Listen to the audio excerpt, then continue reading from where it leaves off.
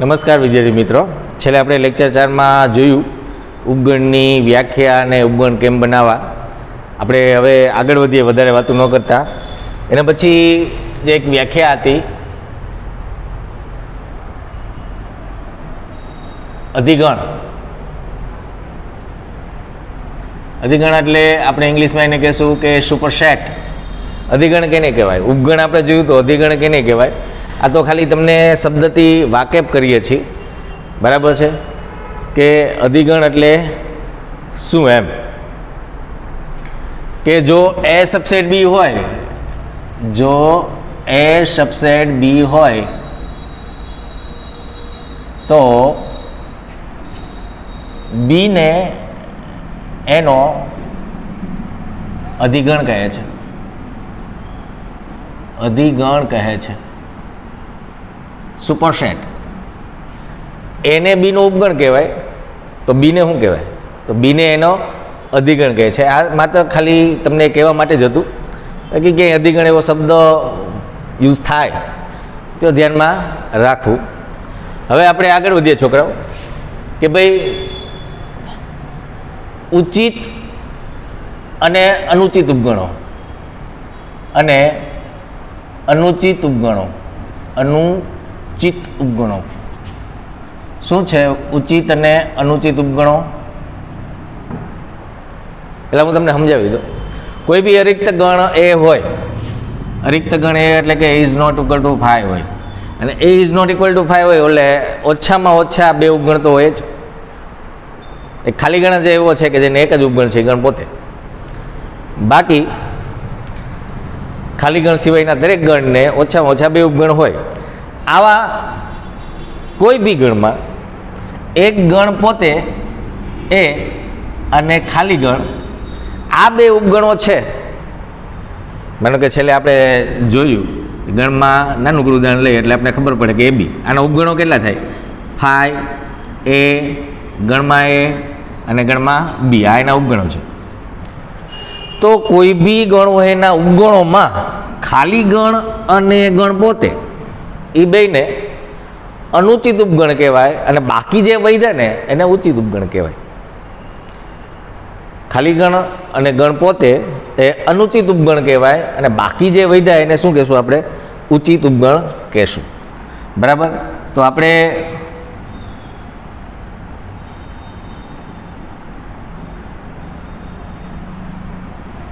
વ્યાખ્યા લખીએ એની, કે કોઈ પણ અરિક્ત ગણ માટે,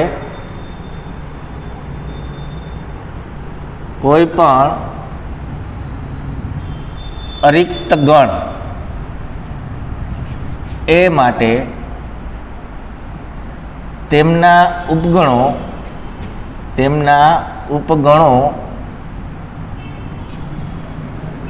એ અને ફાઈ ને ગણ એના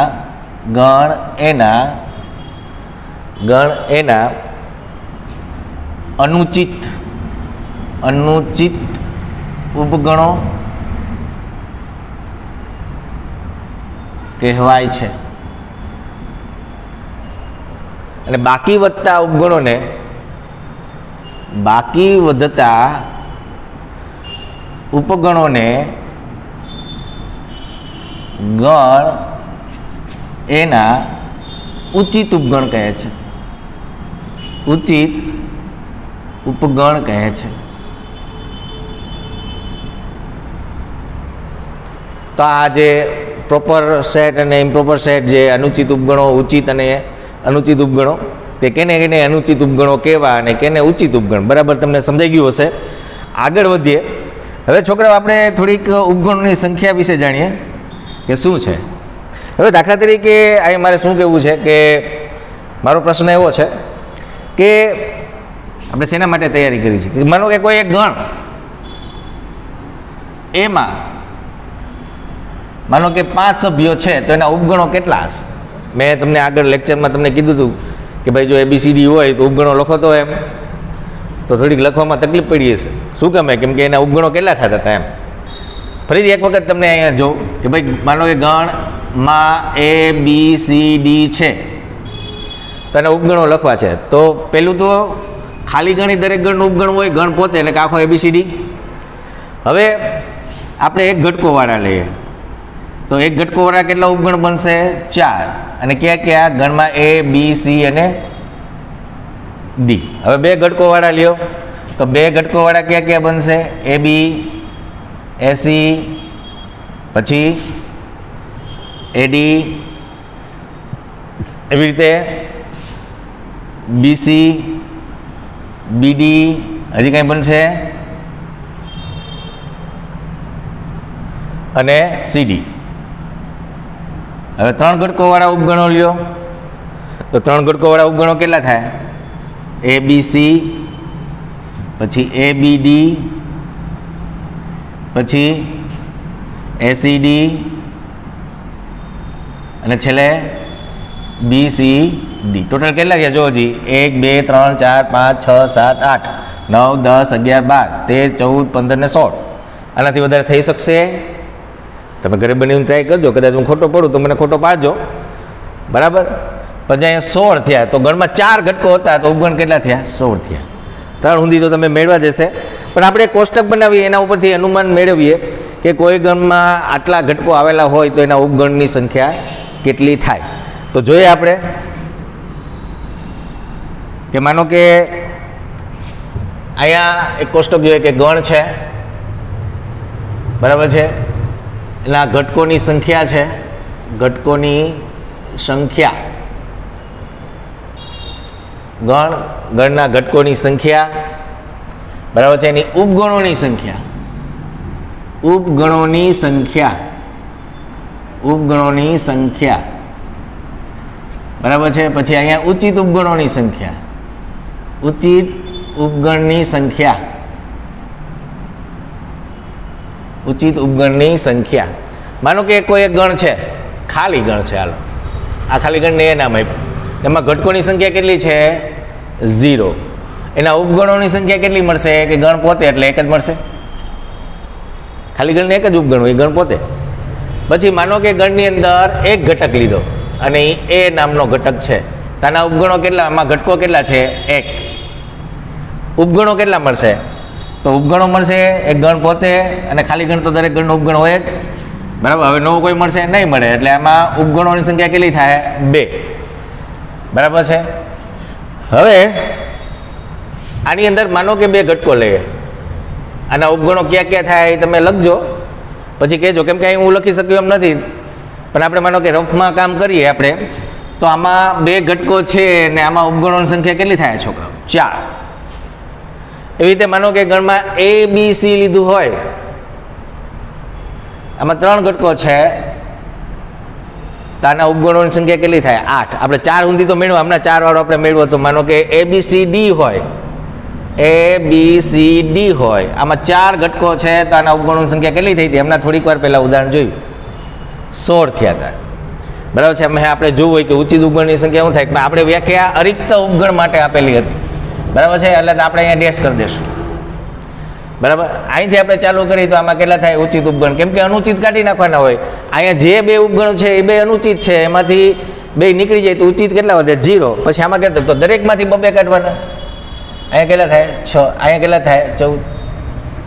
પણ હવે મારો પ્રશ્ન એ છે કે જો કોઈ ગણમાં n ઘટકો આવેલા હોય, ઘટકો હોય તો એના ઉપગણોની સંખ્યા કેટલી?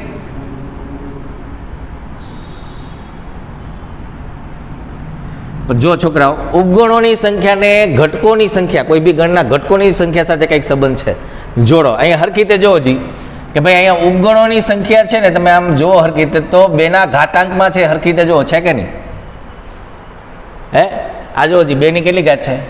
0 ઘાત. આ કેટલી છે? 2 ની 1 ઘાત. આ કેટલે? 2 ની 2 ઘાત, 2 ની 3 ઘાત, 2 ની 4 ઘાત. તો હવે જો અહીંયા સંબંધ જુઓ તો 0, 1, 2, 3, 4. અહીંયા જુઓ તો 0, 1, 2, 3, 4. 2 ને જોડો તો 2 ને જોડશું તો છોકરા આપણે ઘટકોની સંખ્યા ઉપરથી આપણે ઉપગણોની સંખ્યા કહી શકશું. માનો કે કોઈ ઘટકોની અંદર ગણમાં 2 ઘટકો છે, તેમાં ઉપગણ કેટલા હશે? તો કાંઈ નહીં, તો હવે આપણે સૂત્ર બનાવી નાખીએ, અનુમાન મારો. હવે આગળ આગતા આપણે ગયા કે કોઈ ગણમાં n ઘટકો હશે તો એમાં તો જે અહીંયા ઘટકોની સંખ્યા છે ક્યાં આવે છે? ઘાતમાં આવે છે. તો ઘટકોની સંખ્યા છે ક્યાં આવે છે? ઘાતમાં આવે છે. તો અહીંયા સૂત્ર શું બનશે કે જો કોઈ ગણમાં n ઘટકો હોય તો એના ઉપગણોની સંખ્યા કેટલી થાય? 2n. બરાબર વિદ્યાર્થી મિત્રો યાદ રાખજો, કેટલી થશે? 2n. અને હવે હું બીજો પ્રશ્ન પૂછું કે ભાઈ ઉચિત ઉપગણોની સંખ્યા કેટલી થાય? તો 2n - 2. અનુચિત કાઢી નાખવાના બાકી. બરાબર છે. તો આપણે આમાં શું જાણવા મળ્યું કે સર આ કોષ્ટક શેના માટે બનાવવામાં આવ્યો હતો? કે આ કોષ્ટક એટલા માટે બનાવેલો હતો કે આપણે ખાલી એક લીટી માટે કે ભાઈ કોઈ ગણમાં n ઘટકો આવેલા હોય તો એના ઉપગણોની સંખ્યા કેટલી? 2n. ઉચિત ઉપગણોની સંખ્યા કેટલી? 2n - 2. આ આપણે કહેશું કે ભાઈ આ કેના માટે છે? n > 0 માટે છે. ઇક્વલ ટુ નથી કર્યું, અથવા કેવું હોય તો કહી શકીએ ભાઈ આ કેના માટે છે? કે ભાઈ n > 1 માટે છે. બે વસ્તુ એક જ હતી. n > 0 લખો કેમ કે અહીંયા n બિલોંગ્સ ટુ n છે. બરાબર યાદ રાખજો. ઘટકોની સંખ્યા છે પ્રાકૃતિક છે. બરાબર છે. અચ્છા, ઘટકોની સંખ્યા પ્રાકૃતિક નથી, પણ ઘટકોની સંખ્યા n બિલોંગ્સ ટુ n = 0 છે. પછી એને ઉચિત ઉપગણની વાત કરું છું ત્યારે n > 1 છે. ઓકે, સમજાઈ ગયું હશે કે ભાઈ આપણે આટલી બધી માથાકૂટ કરી. બરાબર. એમાં માત્ર મારે એટલું જ કહેવું હતું કે કોઈ ગણમાં કેટલા ઘટકો n ઘટકો આવેલા હોય તો એના ઉપગણોની સંખ્યા કેટલી? બરાબર. હવે હું તમને પ્રશ્ન પૂછું કે ભાઈ કોઈ ગણમાં 6 ઘટકો છે તો એના ઉપગણો કેટલા હશે? 2⁶, એટલે કે 64. હવે કોઈ 6 ઘટકો આપે ને ઉપગણો લખવા બેસાય? તમને શું લાગે છે? ન લખાય ને. બરાબર. તો હવે આપણે ગમે ત્યારે કોઈ બી પ્રશ્ન પૂછે તો આપણે આવડવો જોઈએ. બરાબર. તો આપણે અહીંયા એક નોંધ કરવાની રહેશે કે નોંધ કરીને લખજો. શું લખશો? હું સાંભળું છું ને, હું બોલું છું ને, એ તમારે લખવાનું છે કે જો કોઈ ગણમાં n ઘટકો આવેલા હોય તો તેમના ઉપગણોની સંખ્યા 2n થાય અને ઉચિત ઉપગણોની સંખ્યા 2n - 2 થાય જ્યાં n > 1 અથવા n > 0 તમારે જે લખવું હોય તે. બરાબર છે. હવે આપણે આગળ વધીએ. સમજાઈ ગયું હશે મારા ખ્યાલ મુજબ. આપણે અનુમાન ઉપરથી ગણના ઉપગણોની સંખ્યા કાઢી. આના પછી જે વ્યાખ્યા આવે છે છોકરાઓ એ છે ઘાત ગણ. શું છે? કે ભાઈ ઘાત ગણ. ખાસ શબ્દ સાંભળજો. ઘણી વખત 12મા છોકરા સંબંધ વિધેય ચેપ્ટર આવે છે ત્યારે પૂછ્યું નહીં ઘાત ગણ એટલે હું આપણી સામે જોયા રાખે.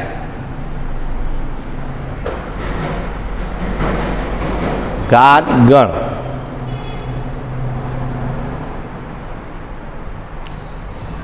એટલે કે પાવર સેટ.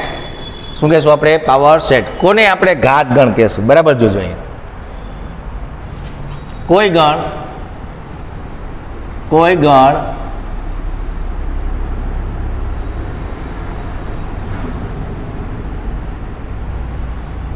કોઈ ગણ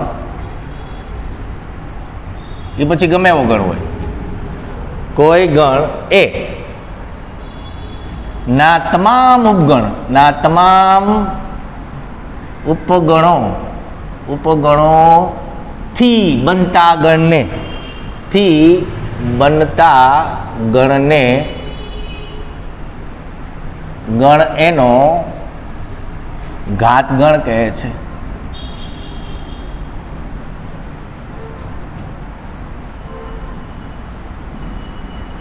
તેને સંકેતમાં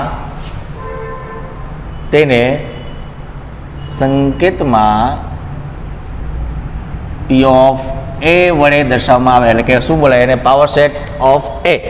P ઓફ A વડે દર્શાવવામાં આવે છે.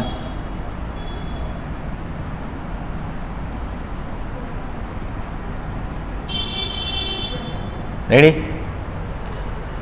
શું કહે છે કે કોઈ બી ગણ હોય, ભાઈ ખાલી ગણ હોય, ગમે ગણ હોય, એના જેટલા ઉપગણો બને એને ગણ બનાવો અને એનો જે ગણ બન્યો એને ઈ ગણનો, જેના ઉપગણો તમે અંદર નાખ્યા છે એનો ઘાત ગણ કહેવાય. એટલે કહેવાનો મતલબ એક એક્ઝામ્પલ આપું છું અહીંયા કે શું છે ભાઈ ઘાત ગણ એટલે શું? કે માનો કે ગણ છે એમાં હું મૂકું છું ABC.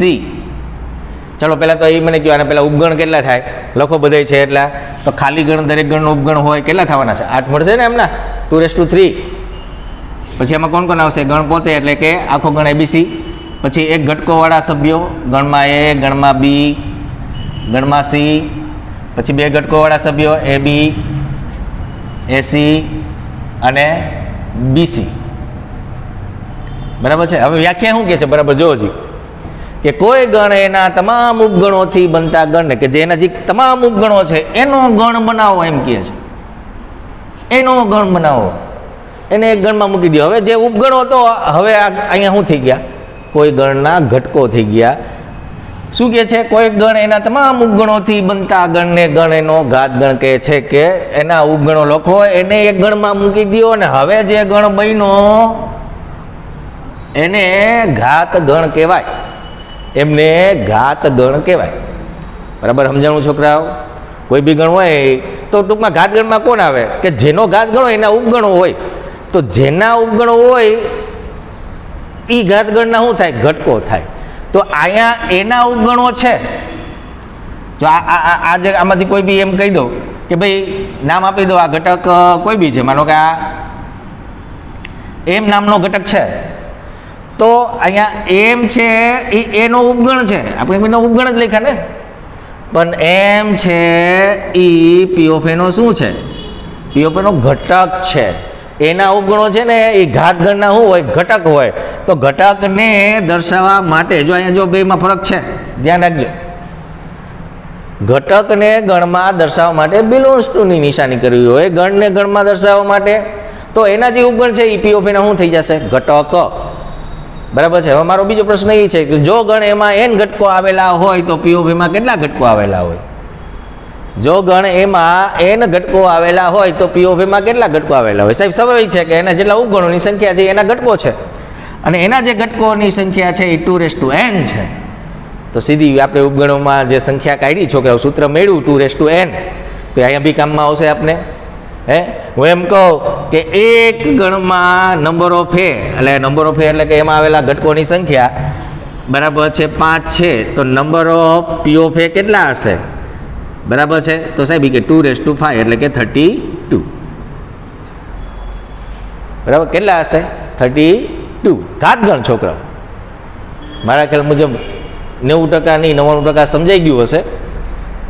બરાબર. થોડાક આપણે પ્રશ્નો જોઈએ આમાં,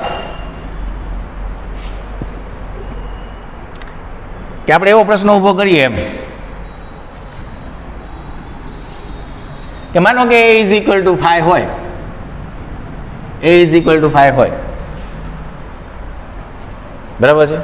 અહીંયા જોજી, અહીંયા મેં જે વિધાન લખ્યું છે એ સાચું છે? બેમાંથી કયું વિધાન સાચું છે? આ ગણમાં કેટલા ઘટકો આવેલા છે? કોઈ એમ કે સાહેબ એમાં ખાલી જ ગણ. ના, ખાલી નથી, એક ઘટક દેખાય છે. કયો છે? જોજી, આ એકાકી ગણ છે અને એમાં એક ઘટક છે અને એનો સભ્ય છે 5. તો આ વિધાન છે એ સાચું છે, આ વિધાન સાચું નથી. તો 5માં કાંઈ ન હોય તો વચ્ચે બિલોન્ગ્સ ટુ લખાય જ નહીં. આ વિધાન સાચું છે મિત્રો કે 5 સબસેટ 5. હા, કોઈ બી ગણ પોતે પોતાનું ઉપગણ હોય, આ વ્યાખ્યા આવી કંઈ કહે છે તો એ વિધાન સાચું છે. હું તમને એમ કહું એમ છે એ પી ઓફ એનો ઘટક છે, તો એમ છે એ એનો શું થાય? તો પી ઓફ એ કોણ છે? કે ભાઈ એનો ઘાતગણ. એના ઘાતગણમાં શું હોય? એના ઉપગણો હોય. તો આ એમ છે એ આનો ઘટક છે, તેથી એમ છે એ એનો શું છે? ઉપગણ છે. તેથી આપણે અહીંયા કઈ નિશાની કરશું? એમ સબસેટ એ. બરાબર, ધ્યાન રાખજો. હવે પાછો એક પ્રશ્ન એવો થાય કે એ બરાબર એમાં બે ઘટકો છે. એમાં કેટલા ઘટકો છે? એમાં 2 ઘટકો છે. જો તમારે બુકમાં નોંધવું હોય તો ભલે હું અહીંયા રફ વર્ક કરું છું, પણ તમારે બુકમાં નોંધવું હોય તો નોંધી લેજો. બરાબર છે. એમાં 2 ઘટકો છે. તો પી ઓફ અને પી ઓફ એમાં કેટલા ઘટકો હશે? બોલો લ્યો. એમાં 2 ઘટકો છે તો પી ઓફ એમાં કેટલા ઘટકો હશે? તો સિમ્પલ વસ્તુ છે છોકરાઓ. આ શું છે? આનો ઘાતગણ છે, આનો ઘાતગણ છે, આનો ઘાતગણ છે ને આનો ઘાતગણ છે. તો પેલા આપણે એ જોયું કે એમાં કેટલા ઘટકો છે? તો પી ઓફ એમાં કેટલા ઘટકો હશે છોકરાઓ? 4. કેમ? હમણાં થોડીક વાર પહેલા તમને કીધું હતું ને કે એમાં n ઘટકો હોય તો પી ઓફ એમાં કેટલા ઘટકો હોય 2n, તમારે 2 પછી આ છે આની અંદર 4 ઘટકો આવેલા છે તો એના ઘાતગણમાં કેટલા આવેલા છે 2/4. ઓ ભૂકા કાઢ્યા એટલે કે 16. આહા ક્યાંય હોઈ જાય હો ભાઈ, બરાબર છે. હવે આના ઘાતગણમાં અહીંથી અહીંયા સુધી જ આપણે જોઈએ કે ભાઈ અહીંયા સુધી તો 2/16. હવે પાછું આખું અહીંયા લેહી તો કેટલા થાય 2/16. ઘણા બધા શબ્દો થઈ ગયા, બહુ જાજુ થઈ ગયું. સિમ્પલ ઉદાહરણ લઈ છોકરા પાછું કે ભાઈ માનો કે આ ભૂલી જાઓ ને a બરાબર 5 છે, a બરાબર 5 હોય બહુ વધારે, અથવા તો a બરાબર ગણમાં 1 છે તો p ઓફ એમાં કેટલા સભ્યો હશે? એમાં કેટલા સભ્યો હશે? અહીંયા 3 પડાવ છે, 1 2 અને 3. પહેલા આ p ઓફ એ, પછી આ. તો આમાં એક ઘટક છે તો આમાં કેટલા ઘટક હશે? 2 હોય. હવે આ એક ગણ છે, એનો આ ઘાત ગણ છે, આમાં કેટલા ઘટક હશે? તો 2 ની 2 ઘાત એટલે કે 4. બરાબર છે. આ એનો ઘાત ગણ છે, આમાં 4 ઘટક છે તો એમાં કેટલા હશે? 2/4 એટલે કે 16 ઘટક હશે. હવે તમને આમાં ઊંધો ક્વેશ્ચન પણ પૂછું કે આમાં આટલા ઘટક હોય તો એમાં કેટલા ઘટક હોય? આવું પડે, આમથી આમ જઈ શકાતું હોય તો આમથી આમ આવી ગઈ ને. ક્યારેક આમાં પ્રશ્ન ઉભા થાય કે ભાઈ એના ઉચિત ઉપગણોની સંખ્યા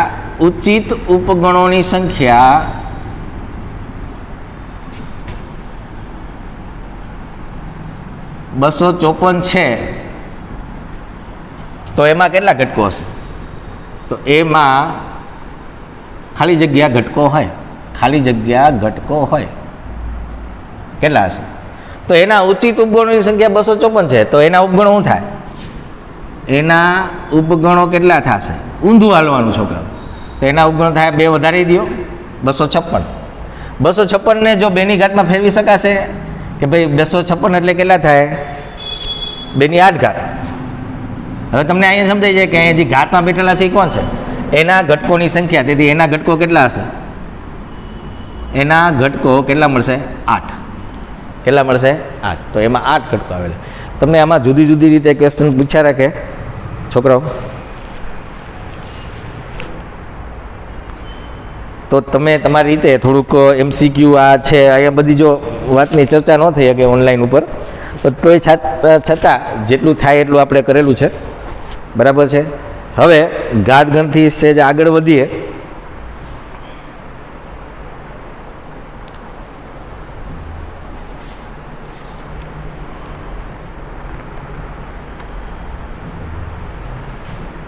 હવે આપણે જોઈએ અંતરાલ. બરાબર. અંતરાલ છોકરો, અંતરાલ શબ્દ કદાચ તમે પહેલી વખત શબ્દ સાંભળતા હશો, તકલીફ વાળું છે. આ ગરમીના ટીપા છે ને છોકરા, ક્યાં ગયું કેમેરો? જોઈને ગરમી દેખાય છે. આમાં કેમ બધી જગ્યાએ પોસી વળવું? પાછળ આધુનિક ડિજિટલ સ્ક્રીન છે પણ બાકી બધું તમે પાછળ જુઓ કે શું છે.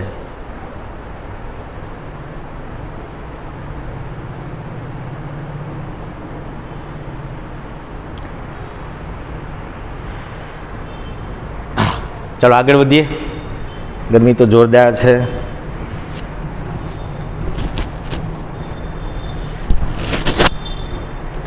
અંતરાલ શું બોલ્યો તો હું? અંતરાલ. અંતરાલ, ઇન્ટરવેલ. અંતરાલ. સોરી છોકરાઓ, ક્યારેક અહીંયા માર્કર એવી રીતે હોય. અંતરાલ, ઇન્ટરવેલ. શું છે અંતરાલ? શેના માટે અંતરાલ હોય? શા માટે અંતરાલ આપણે ભણશું? અંતરાલ છોકરાઓ શું છે કે આરના વાસ્તવિક સંખ્યા આર કોણ છે? વાસ્તવિક સંખ્યા. મેં આગળ નથી લખ્યું પણ સમજી જાજો. આરના ઉપગણો દર્શાવવા માટે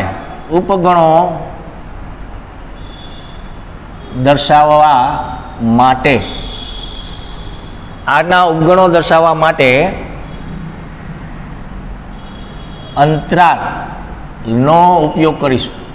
અંતરાલનો ઉપયોગ કરીશું.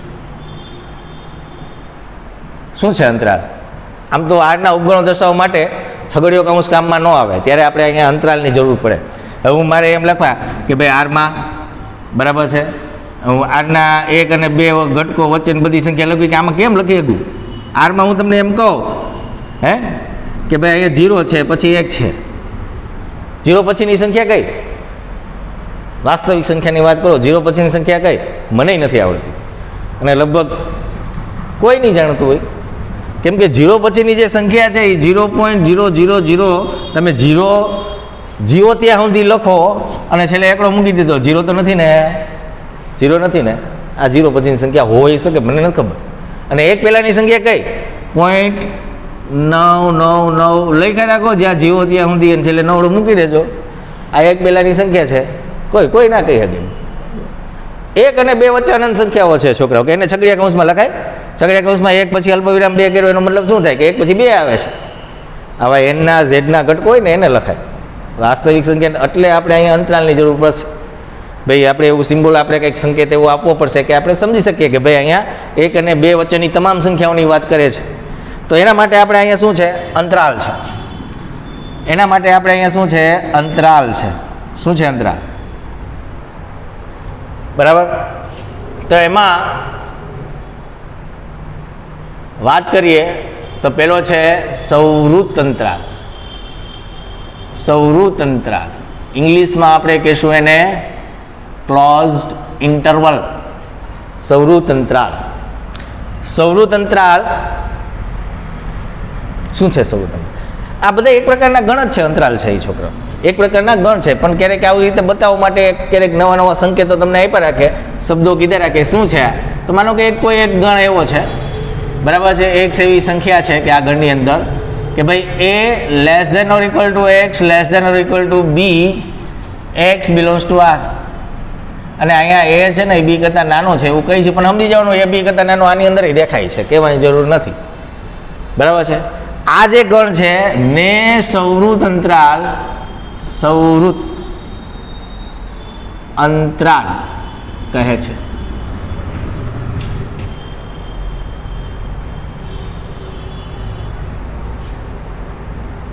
બરાબર. તો આ જે ગણ છે અને એના માટેનો જે સંકેત છે એ કે આ જે માનો કે ગણ છે એના મારે સભ્યો ટૂંકમાં લખવા છે, તો કેમ લખશું? કેમ લખશું? તો આ ક્લોઝ ઇન્ટરવલ એટલે કે સંવૃત અંતરાલ માટેનો સિમ્બોલ છે આવો જે મોટા કૌંસ જેવો છે. તો અહીંયા પહેલા જે નાનેથી મોટા તરફ હોય એટલે અહીંયા જે ઘટક આવશે, બરાબર છે,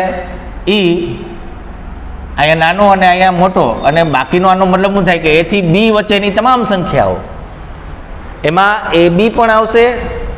a અને b લેવાના છે, a અને b લેવાના છે. આનો મતલબ એવો છે a લેવાનો છે અને b પણ લેવાનો છે, અને હજી શું લેવાનું છે? એની વચ્ચેની તમામ સંખ્યા લેવાની છે.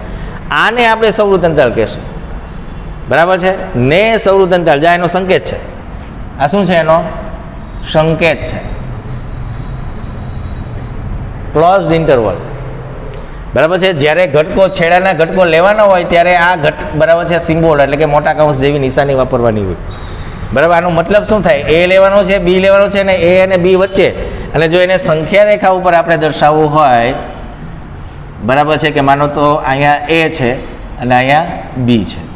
બરાબર. a લેવાનો છે, b લેવાનો છે. તો જો લેવાના હોય, સંખ્યા અસમતા ચેપ્ટર તમે ભણશો, બરાબર છે, જ્યારે લેવાનો હોય ત્યારે એને આપણે ઘાટા ટપકા વડે દર્શાવશું. a લેવાનો છે, b લેવાનો છે, અને હજી શું લેવાનું છે? એની વચ્ચેની તમામ સંખ્યાઓની વાત કરે છે. એટલે કોણ આવશે એ બધી તમામ સંખ્યાઓ? આ બધી. આ ક્લોઝ ઇન્ટરવલથી. બરાબર છે. જો ક્લોઝ ઇન્ટરવલ -2 થી 5 એમ લખું તો એનો મતલબ શું થયો? 5 -2 આ ના લખાય, આ લખવાની રીત ખોટી છે. ડાબેથી જમણે તરફ જાઓ ત્યારે મોટી સંખ્યા આવતી હોય વાસ્તવિક રેખા. બરાબર. વાસ્તવિક રેખા ઉપર ડાબેથી મોટો, એટલે આમથી આમ જ લખવાનું હોય. અહીંયા નાનો ઘટક, અહીંયા કોઈ આનાથી મોટો ઘટક ન આવે. ધ્યાન રાખજો આ બધી વસ્તુ. તો -2 લેવાનો છે, 5 લેવાનો છે, અને એની વચ્ચેની તમામ સંખ્યા લેવાની છે. બરાબર. હવે આપણે બીજું કદાચ સમજાઈ ગયું હશે છોકરાઓ તમને કે ભાઈ આ સંવૃત અંતરાલ શું છે, ક્લોઝ ઇન્ટરવલ. સમજાઈ ગયું હશે. હવે આગળ વધીએ કે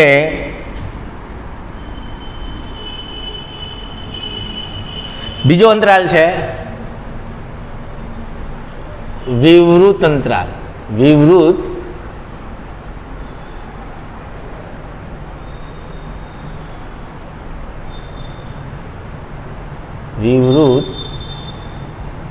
અંતરાલ. શું છે વિવૃત અંતરાલ? એ બે અંતરાલમાં શું ડિફરન્સ છે બરાબર જોજો. માનો કે સંખ્યા છે, અહીં હું લખીશ ત્યાં જ ખબર પડી જશે. x belongs to r. આને અહીંયા સંકેતમાં લખી નાખું. જો વિવૃત અંતરાલ માટેની નિશાની છે નાનો કાઉન્સ જેવી છે બરાબર. a થી b એટલે કે a નાનો છે એટલે અહીંયા અને b સુધી બરાબર. આમાં કંઈક તમને ડિફરન્સ દેખાય છે. ને વિવૃત અંતરાલ કહે છે. ને વિવૃત અંતરાલ કહે છે. વિવૃત અંતરાલ કહે છે. એનો સિમ્બોલ મેં અહીંયા લખી નાખ્યો છે. શું છે વિવૃત અંતરાલ? કેટલો ડિફરન્સ હતો? આગળના ગણમાં શું હતું? અહીંયા ઇક્વલ ટુ હતા, અહીંયા નથી. આને ઓપન ઇન્ટરવલ કહેશું ઇંગ્લિશમાં. શું કહેશું? ઓપન ઇન્ટરવલ બરાબર છે. કેમ કે આનો કોઈ છેડો જ નથી. માં છેડો હતો ત્યાં પૂરું થઈ જતું બસ આની વચ્ચે, એટલે ક્લોઝ કહેતા. આમાં છેડો નથી બરાબર. કેમ છેડો નથી? અમને થોડીક વાર પહેલાં કીધું કે ભાઈ એક પહેલાંની સંખ્યા કેવી કયો છે, એક પછીની સંખ્યા હું ને એક પહેલાંની સંખ્યા હું, તમને વાસ્તવિક સંખ્યામાં ખબર છે નથી, એટલે એ ઓપન બોલે છે એમ બરાબર. હવે વાસ્તવિક રેખા ઉપર આપણે આને બતાવીએ તો અહીંયા માનો કે a છે અને b છે. જ્યારે આપણે એ ઘટક અહીંયા આ ઘટક લેવાના એટલે ખાલી ટપકું રાખશું, ભરશું નહીં. આમાં આપણે ભર્યા હતા. a b લેવાના નથી. અહીંયા આ નાના કોર્સમાં a લેવાનું નથી, b લેવાનું નથી. તો લેવાનું છે એની વચ્ચેની તમામ સંખ્યાઓની વાત કરે છે. બેમાં ડિફરન્સ આ ક્લોઝ ઇન્ટરવલમાં આના કરતાં બે વધારે ઘટકો હોય અને વિરુદ્ધ અંતરાલમાં એના કરતાં બે ઓછા ઘટકો હોય બરાબર. તો અહીંયા અંતરાલની વાત કરી, સમજાઈ ગયું હશે છોકરાઓ બરાબર. થોડાક આપણે હવે હું આમ મિક્સમાં બોલું કે ભાઈ સૌવૃત વિવૃત, તો એ અંતરાલ કેવો હશે? સૌવૃત વિવૃત. અને ગણ સ્વરૂપમાં લખવું તો એ લખીએ x કે જ્યાં બરાબર છે. સૌવૃત a less than equal to, જો અહીંયા ઇક્વલ ટુ છે અહીંયા નથી, તો આને કેમ લખશું આપણે? તો જેને લેવાનો છે એને આપણે સૌવૃતમાં મૂકશું, એટલે કે સૌવૃતમાં a અને વિવૃતમાં b. આમ આ મિક્સ થયો જો સૌવૃત વિવૃત અંતરાલ બરાબર છે. એવી રીતે વિવૃત સૌવૃત હોય. વિવૃત સૌવૃત તો કેવો હશે? માનો કે કોઈ ગણ છે x કે જ્યાં a less than x less than or equal to b, x belongs to r બરાબર છે. તો a અને અહીંયા b લેવાનો છે એટલે એને સૌવૃતમાં અને વિવૃત સૌવૃત કહેશું બરાબર છે. તો વિવૃત સૌવૃત અંતરાલ, વિવૃત અંતરાલ, સૌવૃત વિવૃત અંતરાલો, આને તમારે સંખ્યા રેખા ઉપર જોવાનો, આનો મતલબ સમજાવવો જોઈએ કે ભાઈ શું કહે છે. અહીંયા a લેવાનો છે, b લેવાનો નથી. અહીંયા a નથી લેવાનો, b લેવાનો છે. સૌવૃત વિવૃત, વિવૃત સૌવૃત. હવે આપણે જોઈએ અમુક અન્ય અંતરાલો, એટલે કે અનંત અંતરાલો જોઈએ. અનંત અંતરાલો અથવા તો અન્ય અંતરાલ. માનો કે કોઈ ગણ લવ આવી રીતે x કે જ્યાં a less than or equal to x, x belongs to r.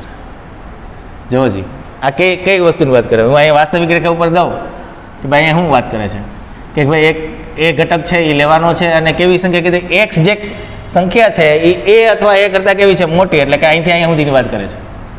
અને વાસ્તવિક સંખ્યામાં આ જે n છે એને શું કહેવું? ઇન્ફાઇનાઇટ.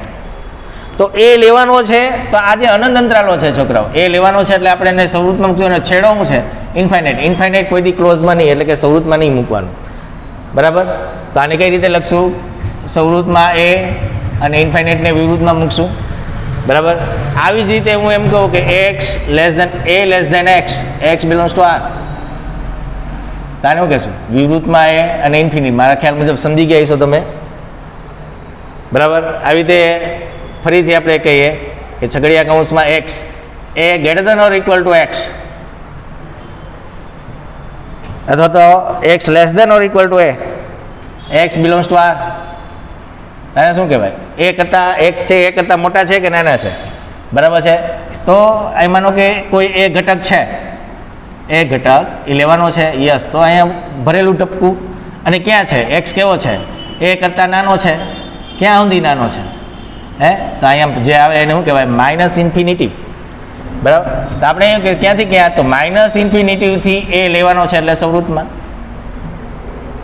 એ ગ્રેટર દેન એક્સ હોત તો શું લખત? માઇનસ ઇન્ફિનિટીથી આવી રીતે. હવે